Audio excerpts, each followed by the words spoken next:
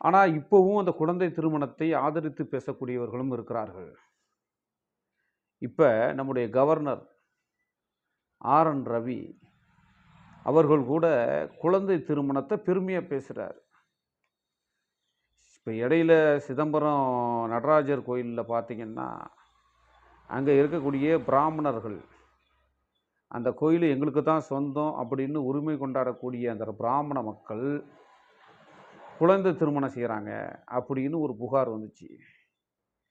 உடனே அவசரமா நம்முடைய கவர்னர் ஆர்.என். ரவி போயி, அப்படிலாம் கிடையாது, போகாது, வராது அப்படின்னு ஒரு பக்கம் சொல்லிக்கிட்டே, அடுத்தது பார்த்தீங்கன்னா, நானே குழந்தை திருமணம் தான் பண்ணிக்கிட்டேன். இப்ப என்னாப்பா இதுக்கு?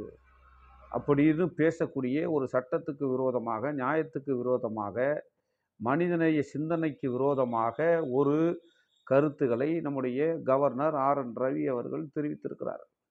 இது அனைவருக்கும் தெரிந்த விஷயம் தான்.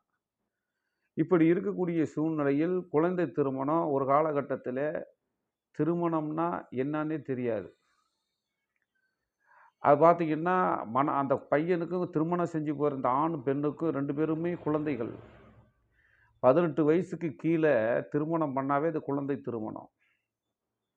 இப்படி இருக்கக்கூடிய சூழ்நிலையில் தொடக்க காலத்திலே பார்த்தீங்கன்னு சொன்னாக்கா, 4 வயசுல ஆங்கிலேயரின் ஆட்சி காலத்திலே மக்கள் தொகை கணக்கெடுப்பு எடுக்கும்போது, 4 வயசுல பார்த்தீங்கன்னா, விதவைகள் இருந்திருக்கிறார்கள் பெண்கள், பெண் பிள்ளைகள். 7 வயசுல விதவைகள் இருந்திருக்கிறார்கள். 10 வயசுல விதவைகள் இருந்திருக்கிறாங்க. ஏன்னா, அந்த அளவிற்கு இந்த சிறார் திருமணம், குழந்தை திருமணம் வெகு அளவிலே, பெரிய அளவிலே நடந்திருக்கிறது. இன்னைக்கும் மறைமுகமா குழந்தை திருமணம் ஏதோ ஒரு இடத்துல நடந்துகிட்டு தான் இருக்குது. எவ்வளவோ போராடி பார்க்குறோம். சட்டம் போட்டு தடுக்கிறோம். அரசாங்கம் ஒரு பக்கம் தடுத்துக்கிட்டு இருக்கு.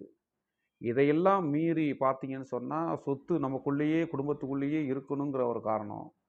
2வது மத ரீதியா சொல்லப்பட்டிருக்கு. ஜாதிய ரீதியா சொல்லப்பட்டிருக்கு. சனாதன தர்மத்தில் சொல்லப்பட்டிருக்கு. இப்படியெல்லாம் சொல்லி அந்த திருமணங்கள் மறைமுகமாக நடந்திருக்கிறது. இன்றைக்கு தமிழ்நாடு அரசு ஒரு அறிவிப்பை வெளியிட்டிருக்கிறார்கள். கடந்த 4 வருடங்களில் 11,739 திருமணங்கள் தடுத்து நிறுத்தப்பட்டிருக்கிறது.